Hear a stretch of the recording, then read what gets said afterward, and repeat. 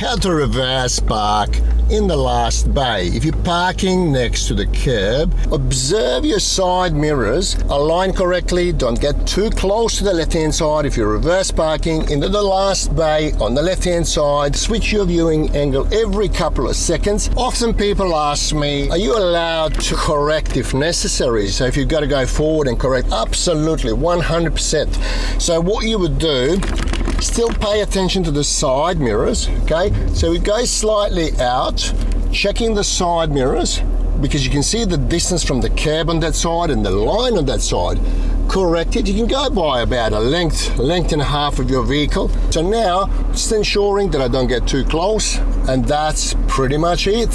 What's important that you don't get too close. If you can get a little bit further to the middle, that would be definitely the best way to do it, because you are opening up an angle a little bit wider, so that way you're not going to hit the curb on the way, okay? So roughly about 1.5 meters from the curb. Starting to reverse, ensure that you check everything. Turn closer to the top of the curb. Get as close as possible, but don't hit the curb. Okay, so roughly now I'm going to lock the steering. Okay, just past the curb.